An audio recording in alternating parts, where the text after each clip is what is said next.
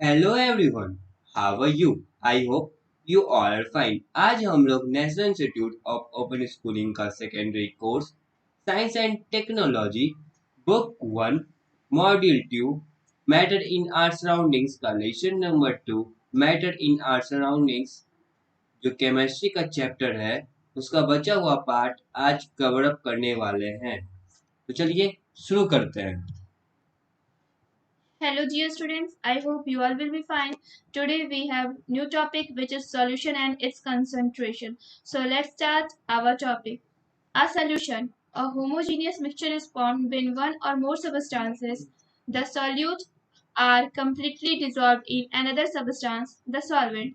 When we think about solutions, the most common examples that come to our mind as are the solutions that are obtained by dissolving solids in water, sugar or common salt dissolved in water gives this type of solution. Do you know that two-thirds of the Earth's surface is covered by a solution?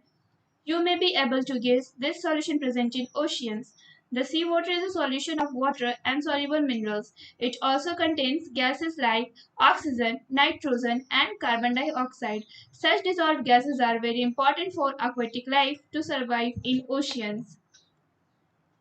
तो जो solution है homogeneous mixture का वो कब form होता है जब एक या एक से ज़्यादा सब्सटेंस सॉल्वेंट में अच्छे से डिजॉल्व हो जाता है कंप्लीटली घुल जाता है तब हम लोग को सॉल्यूशन ऑब्टेन होता है हम लोग सोच सकते हैं सॉल्यूशन के बारे में कि सॉल्यूशन का मोस्ट जो कॉमन एग्जांपल है वो हमारे माइंड में क्या आता है तो जो सॉलिड को हम लोग वाटर में डिजॉल्व करते हैं वो जैसे कि शुगर या फिर जो कॉमन सॉल्ट हम लोग उसको वाटर में डिजॉल्व करते हैं तो हम लोग को इस टाइप के सॉल्यूशन का हम लोग ऑब्टेन करते हैं क्या आप लोग जानते हैं कि जो हमारा जो अर्थ का जो सरफेस है वो टू थर्ड पार्ट सॉल्यूशन से कवर्ड है तो आप लोग इस चीज को गेस करने में एबल होंगे कि ये कौन सा सॉल्यूशन है ऐसा सॉल्यूशन जो हमारे ओशियंस में प्रेजेंट है जो कि सी वाटर है वो किसका सॉल्यूशन है वाटर एंड सॉल्युबल मिनरल्स का वो सॉल्यूशन है और इसमें बहुत सारे गैसेस भी होते हैं जैसे ऑक्सीजन नाइट्रोजन या कार्बन डाइऑक्साइड और ऐसे जो गैसेस जो डिजॉल्व होते हैं वो एक्वेटिक लाइफ जो भी एनिमल्स या फिर ऑर्गेनिजम्स ओशियंस या सीज में हैं तो उनके सर्वाइवल के लिए बहुत ज़रूरी है there are some solutions of two or more than two solids. As you know that ethyl alcohol mixes with water in all proportions to form a solution. Iodine dissolved in ethyl alcohol gives tincture of iodine which has antiseptic properties.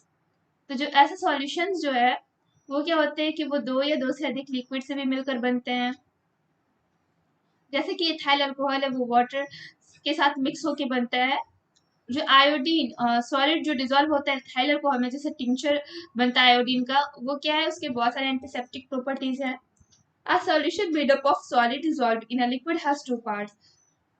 तो ऐसा solution जो solid में dissolve होता है liquid के साथ उसके two parts होते हैं the solid that dissolves is called a solid ऐसा सॉलिड जो लिक्विड में डिजॉल्व होता है उसको सॉल्यूट बोलते हैं the liquid in which the solid is dissolve is called a solvent और ऐसा लिक्विड जिसमें हम लोग सॉलिड को डिजॉल्व करते हैं उसे सॉल्वेंट बोला जाता है Here is the figure 2.10 which shows mixing of NaCl into water.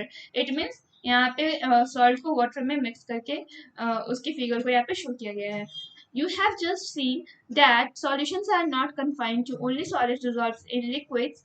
There are other types of solution as described earlier. In each case, the substance which is present in bigger quantity is normally taken as solvent and substance which is present in smaller quantity is normally taken as solute. तो आप लोगों ने कभी ज़रूर notice किया होगा या फिर आप लोगों ने देखा होगा कि जो सॉलिड है वो लिक्विड में जब डिजॉल्व होता है तो वहाँ पे बहुत सारे टाइप्स के सॉल्यूशंस बनते हैं जो कि हम लोग पहले से ही इसको डिस्क्राइब कर चुके हैं और हर एक किस्म क्या होता है कि जो सबस्टांस है वो बिगर क्वांटिटी में प्रेजेंट होता है और जो सॉल्वेंट है उसका हम लोग नॉर्मली क्वांटिटी में उसको लेते हैं और जो सबस्टांस जिसमें हम लोग किसी चीज़ को डिजॉल्व करते हैं उसका भी क्वांटिटी नॉर्मल होता है उसको सॉल्यूट बोला जाता है When a substance dissolves in a solvent, it is said that particular solute is soluble in that particular solvent. If it does not dissolve, then it is insoluble. Water is a commonly used solvent as it dissolves a large number of substances. Because of this property, water is called a universal solvent. different types of substances dissolve in water. Because of this unique property of water, plants can take minerals from the soil. Being a good solvent, water is used in many ways. However, there are some disadvantages also which result from this unique property of water. Water becomes easily contaminated. Therefore, purifying water for drinking and other uses is a major challenge. तो हम लोग जब भी किसी substance को dissolve करते हैं solvent में, तो हम लोग क्या बोलते हैं कि जो पार्टिकुलर सॉल्यूट है वो सॉल्यूबल है पार्टिकुलर सॉल्वेंट में, इट मीन्स ये घुलनशील है। और जब वो घुलता नहीं है तो उसके क्या बोलते हैं कि ये अघुलनशील है, यानी कि ये घुलता नहीं है। और जो वाटर है वो किसी भी सॉल्वेंट को अपने अंदर डिजॉल्व कर लेता है, इसलिए वाटर को यूनिवर्सल सॉल्वेंट भी बोला जाता है। बहुत सारे टाइप्स के जो सब्सटेंस है वो वाटर में डिजॉल्व हो जाते हैं, और इसी यूनिक प्रॉपर्टी के कारण जो प्लांट्स है वो सॉइल से मिनरल्स टेकअप करते हैं। और वाटर जो है वो गुड सॉल्वेंट है, इसलिए इसको बहुत अलग अलग वेज में यूज भी किया जाता है, लेकिन इसके कुछ डिसएडवांटेज भी है जो कि वाटर की इस यूनिक प्रॉपर्टी से उसके कारण है। तो जो वाटर है वो तुरंत प्रदूषित हो जाता है, इसलिए हम लोग को शुद्ध पानी पीना हमारे लिए एक बहुत ही बड़ा चैलेंज बन चुका है।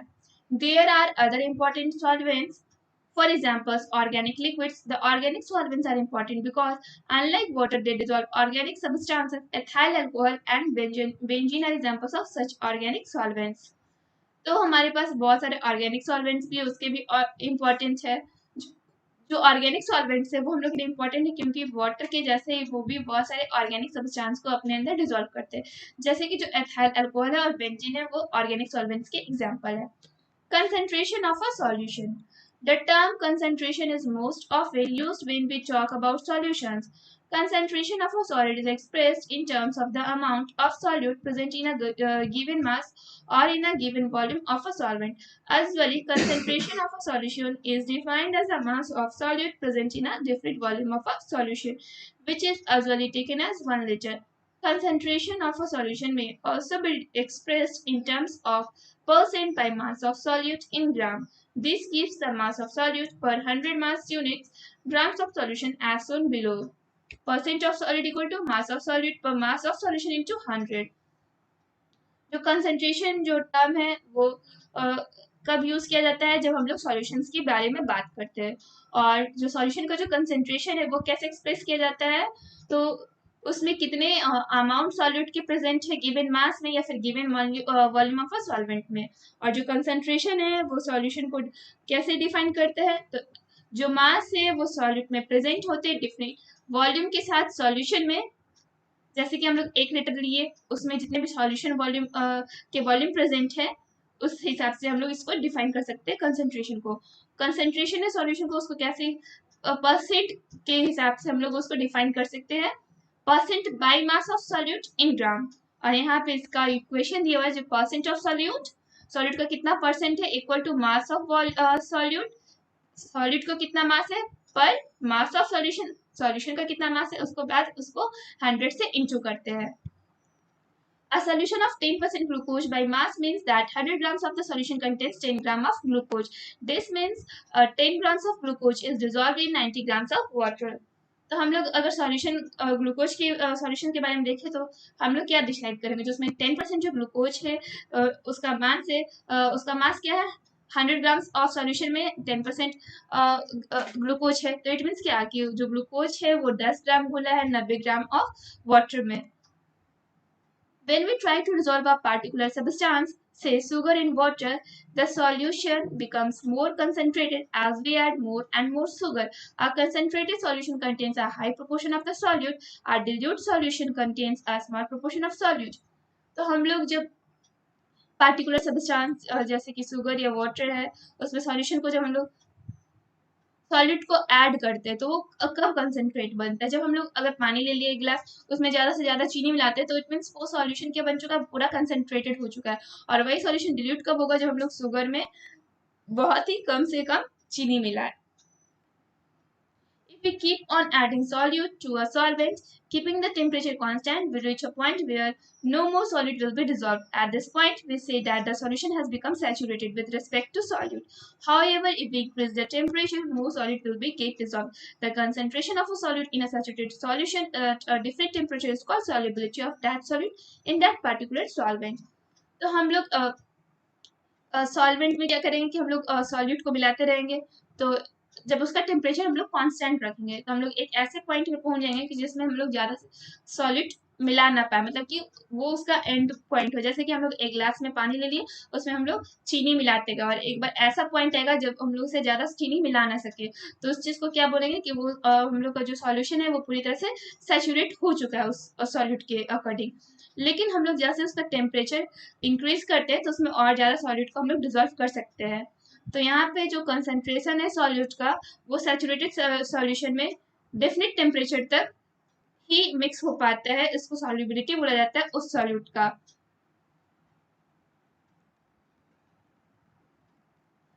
Here is the in-text question 2.6. Try to solve all the questions.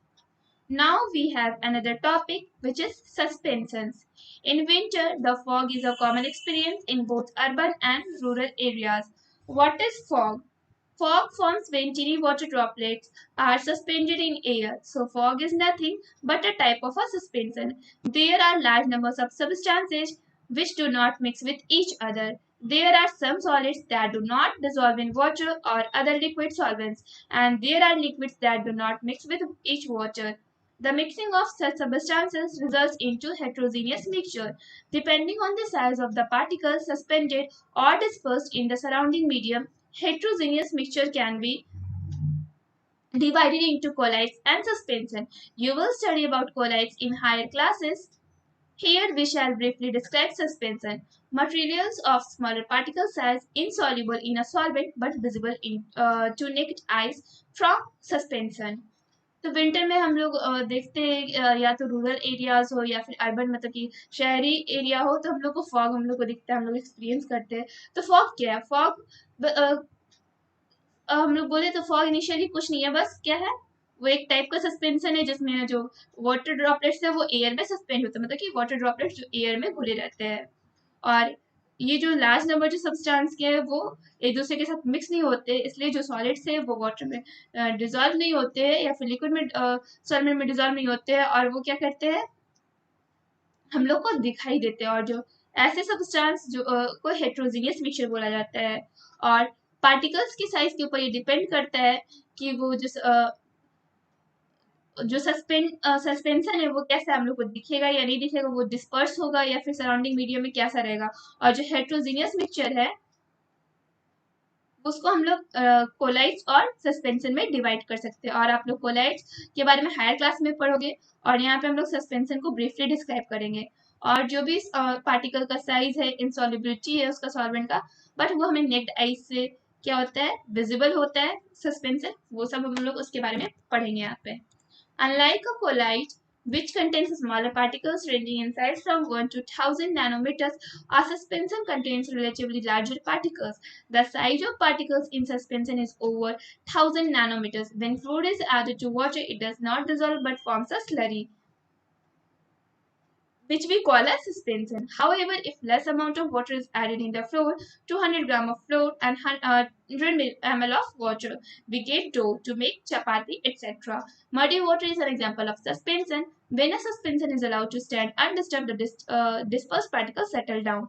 Figure 2.11. तो जैसा कोलाइड में क्या होता है कि जो उसमें के पार्टिकल्स होते हैं उनका रेंज क्या होता है 1 से लेकर 1000 नैनोमीटर्स के बीच में, और जो कि सस्पेंशन उसमें जो पार्टिकल्स होते हैं वो कोलाइड से लार्जर होते हैं, और जो हमारे जो सस्पेंशन है उनके जो पार्टिकल्स है वो 1000 मीटर से ज़्यादा बड़े होते हैं। और जब हम लोग फ्लोर मीन्स आटा में जब पानी हम लोग डालते हैं तो वो डिजॉल्व नहीं होता, वो एक slurry means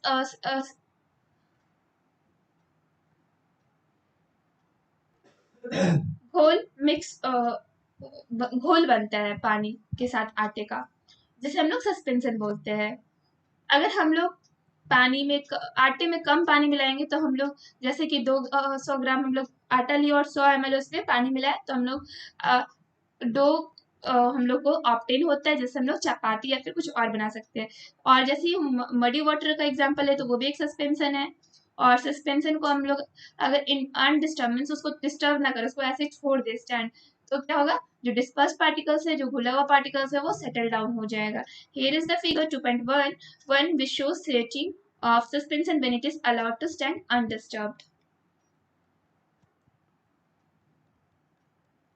Suspension are very useful in medical sciences. For example, barium sulfate, whose solubility is very low when dispersed in water, is an opaque medium. It is used for diagnostic X-rays, barium mill test. Many medicines which are insoluble in water are given in the form of suspension. For example, penicillin and amoxicillin. Please check a few bottles of medicine. Do you find the word suspension written on a bottle? तो suspension जो है medical science में भी बहुत useful है। जैसे कि example के लिए जो बैरियम सल्फेट है वो बहुत ही कम सॉल्युबल होता है, वो वाटर में डिस्पर्स करता है और वो एक ऑपिक मीडियम है। और इसका यूज क्या होता है, एक्सरेज को डायग्नोस करने में, जो कि बैरियर मेटल टेस्ट मिल टेस्ट के द्वारा किया जाता है। बहुत सारे मेडिसिन है वो वाटर में इनसॉल्युबल होते हैं और वो सस्पेंशन के फॉर्म में पेशेंट को दिए जाते हैं, जैसे कि एग्जाम्पल के लिए पेनिसिलिन और अमोक्सिसिलिन। और कुछ बॉटल्स भी मेडिसिन के आते हैं, आपको उसमें चेक करना है कि उसमें सस्पेंशन लिखा है या नहीं। Here is the topic which is separation of mixtures. Mixture के separation के बारे में यहाँ पे हम लोग को पढ़ना है। Have you seen someone removing unwanted materials from rice or wheat? If so, then you have seen separation of heterogeneous mixture into pure components by physical means. Have you eaten mystery, the bigger crystal of sugar? Preparation of mystery involves separation of sugar from homogeneous mixture of sugar and water. Both in our households and in industries, we need to separate mixtures, both homogeneous and heterogeneous, for various purposes. Fortunately, we can recover sugar or salt from its water solution by evaporating the water or even sometimes by heating. To separate different components of a mixture, variety of physical techniques are available. All these separation techniques are based on difference in the physical properties of the components present in the mixture. The following two factors decide the best possible technique to be adopted for separation: the type of mixture, the component which you want to collect. Here we shall describe some of the common techniques of separation. तो आपने कभी किसी को देखा है कि rice या wheat से अनवांटेड मटेरियल्स को रिमूव करते हुए? तो वो क्या करते हैं, हेट्रोजीनियस मिक्सचर जो कि अनवांटेड है उसको वो फिजिकल मीन्स के थ्रू रिमूव करते हैं। आपने कभी मिश्री खाया जो शुगर का बिगर क्रिस्टल होता है?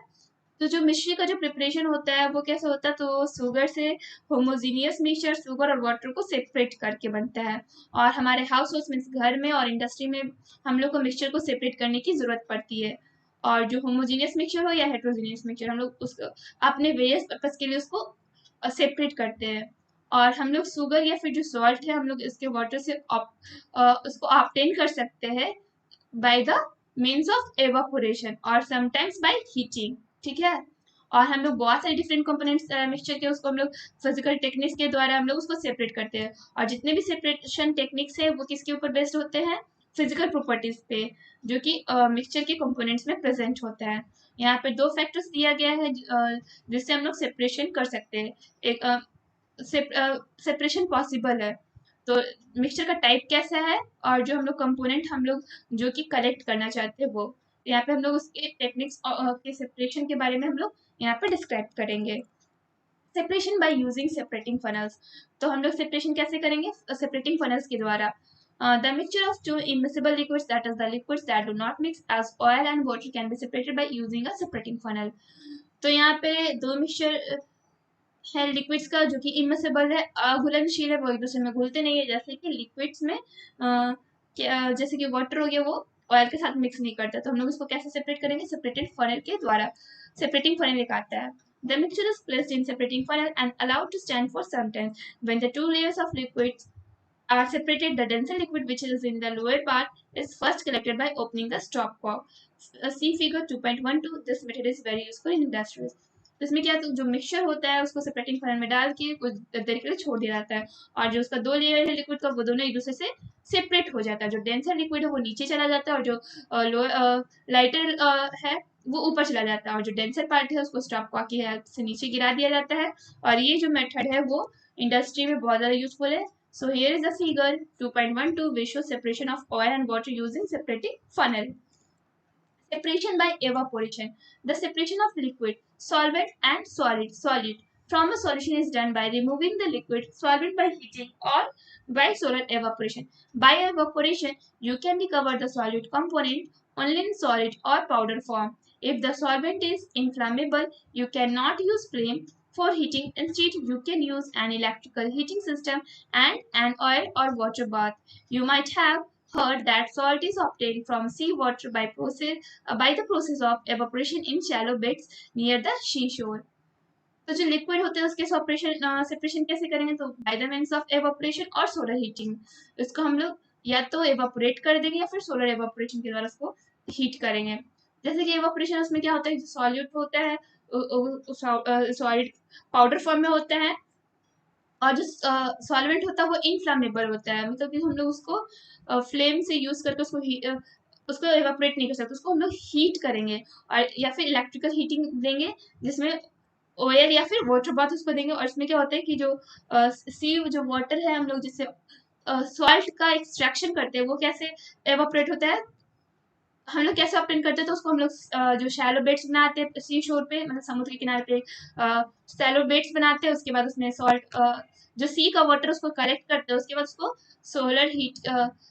सोलर एवापोरेशन के थ्रू उसको एवापोरेट करके हम लोग सॉल्ट का ऑब्टेन करते हैं.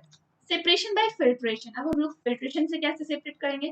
Filtration is a better method for separating solids from liquids in heterogeneous mixtures.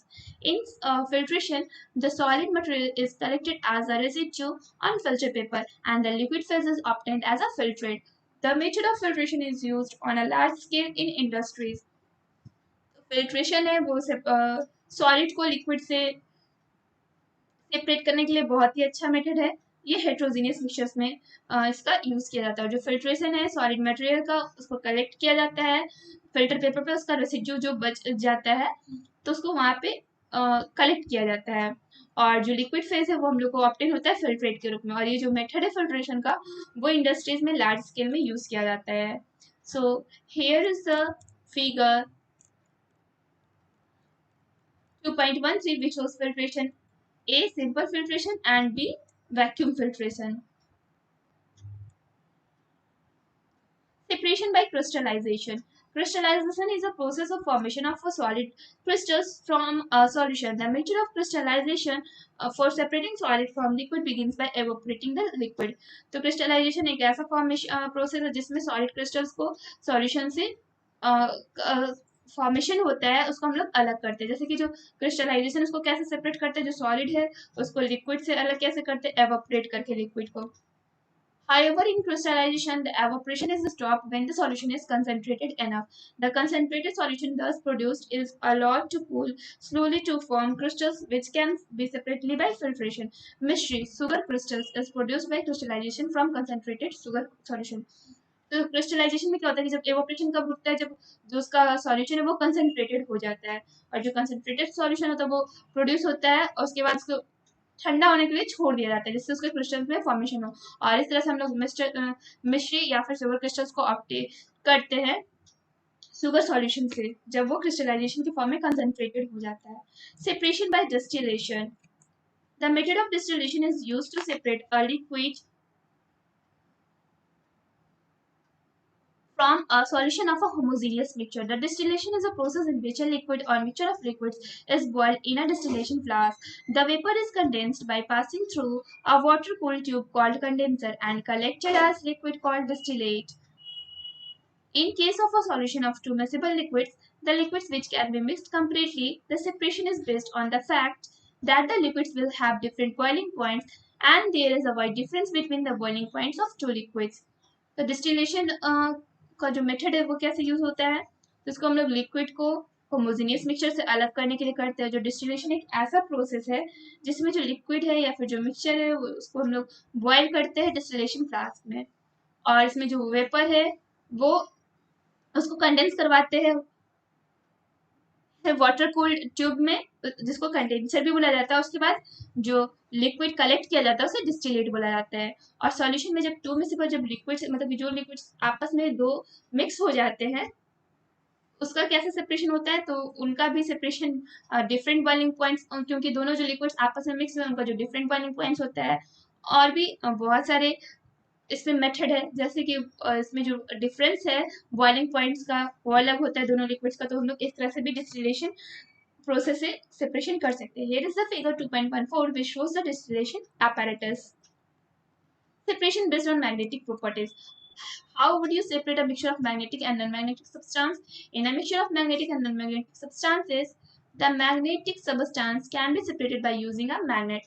For example, you will be able to separate iron granules which are magnetic from non-magnetic substances like sand, sugar, sawdust, etc. In industry, this method is used to separate iron materials from non-magnetic materials by using large electromagnets. Example of iron ore.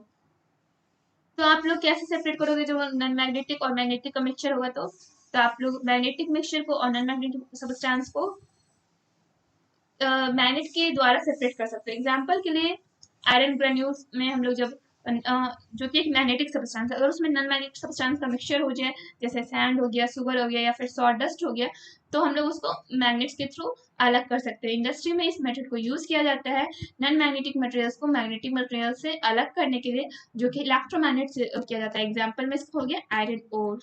Here is the figure 2.15 which shows magnetic separation of a mixture. Separate, here is the activity 2.6. Separate iron granules from the mixture iron granule and sugar. तो यहाँ पे आपको जो iron granule है उसको sugar से अलग करना है। तो कैसे कीजिएगा? सुगर आयरन, इसमें मटेरियल हम लोग को चाहिए sugar, iron granules and the magnet. तो इसमें हम लोग को सुगर ले लेंगे, आयरन ग्रैन्यूल्स ले लेंगे और मैग्नेट ले लेंगे। उसको करना कैसे? Mix the sugar crystals and iron granules and spread a thin layer of the mixture over a piece of paper. Hold the magnet closely over the mixture. The iron granules will be attracted to the magnet. Remove the iron granules from the magnet and repeat the process till no more iron granules remain in the mixture. तो आपको sugar crystal और iron granules को पहले mix कर लेना, उसके बाद उसको थिन लेयर पे पूरा स्प्रेड कर देना है पेपर के।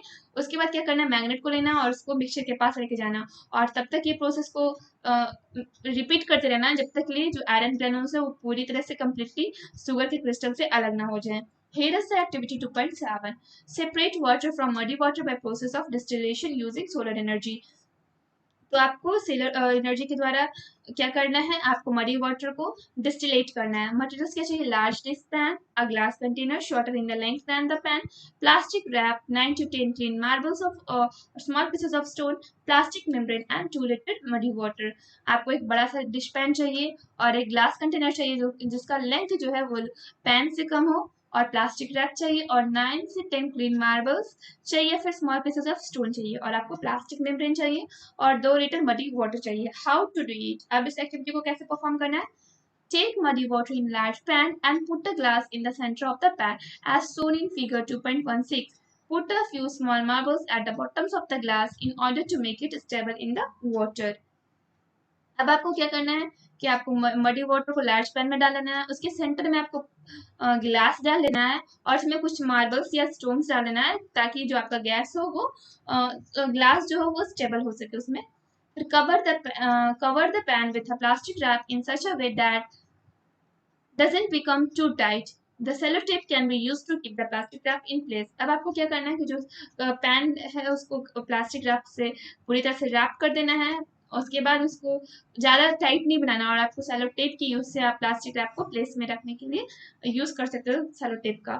Put marble or a small piece of stone in the center of the plastic wrap to create a slight dip in the plastic over the glass for collecting water. The plastic should not touch glass. अब आपको करना क्या है कि जो plastic आपने ऊपर में पैन को रैप करने के लिए लगाया उसके ऊपर आपको एक छोटा सा मार्बल रख देना है या फिर स्मॉल पीस ऑफ स्टोन रख देना है ताकि जो आपका थोड़ा सा प्लास्टिक जो है वो थोड़ा सा नीचे चला जाए लेकिन जो प्लास्टिक है वो ग्लास को टच ना करे। Keep the pan in direct sunlight for several hours and you will see water vapor condense on the plastic and drip into the small glass container. फिर आपको वो जो कंटेनर उठा के आपको डायरेक्ट सनलाइट में रख देना है बहुत सारे सेवरल आवर्स के लिए, बहुत घंटे के लिए, और आप क्या देखोगे कि धीरे धीरे जो वाटर है वो वेपर उस वाटर वेपर कंडेंस हो रहा है प्लास्टिक से और वो ग्लास कंटेनर में ड्रिप बाय ड्रिप वहाँ पे फॉल हो रहा है। Here is the figure 2.16 which shows solar steel for purifying water. The device prepared by following the steps mentioned above is called a solar steel. और जो ऊपर हम लोगों ने डिवाइस का प्रिपरेशन किया था उसे क्या बोलेंगे? Solar steel. which uses the natural process of evaporation and condensation to purify muddy water. और ये एक natural process है evaporation और condensation का muddy water को purify करने के लिए. The muddy water kept in the pan gets heated by the sun. The water is turned into vapor and the mud remains into the bottom of the pan. The vapor on touching the plastic sheet covering the pan gets condensed as the plastic sheet is relatively cool because of the cooler air outside the container. The water collected in the small container is clean water but not very fit for drinking. जो muddy water है जिसे हम लोग pan में रखा वो उसको सन ने हीट किया, उसके बाद जो वाटर है वो वेपर में टर्न अप हो गया, उसके बाद जो मड है वो बॉटम में ही रह गया पैन के, उसके बाद जो वेपर है उसने प्लास्टिक को टच किया और जो प्लास्टिक शीट था वो ठंडा था क्योंकि उसका जो बाहर का जो एटमॉस्फेयर उसको कूलर एयर प्रोवाइड करवा रहा था. तो जो वाटर है वो कलेक्ट हुआ स्मॉल कंटेनर में जो हम लोग ग्लास रखे थे और उसमें जो वाटर कलेक्ट हुआ वो क्लीन है लेकिन वो फिट फॉर ड्रिंकिंग नहीं है, यानी कि हम लोग उसको पीने योग्य वो पानी नहीं है. Here is the in-text question 2.7. Try to solve both questions. Well chapter complete हो चुका है. अगर इस चैप्टर से कोई भी प्रॉब्लम हो किसी भी टॉपिक से या क्वेश्चन आंसर से तो अपने प्रॉब्लम को कमेंट बॉक्स में रखें, हम लोग उसे सॉल्व करने की कोशिश करेंगे. मैं वन बाय वन करके सारे क्वेश्चन को दिखाते जा रहा हूँ, आप लोग उसे सॉल्व करने का कोशिश करें. ये रहा टर्मिनल एक्सरसाइज. जहाँ पे नहीं दिख रहा हो वहां पे पॉज करें या फिर जूम करके देख लें और यहाँ से आंसर स्टार्ट है. सारे का आंसर दिया हुआ है, वन बाय वन करके आप चेक कर लेना अपने क्वेश्चन का आंसर.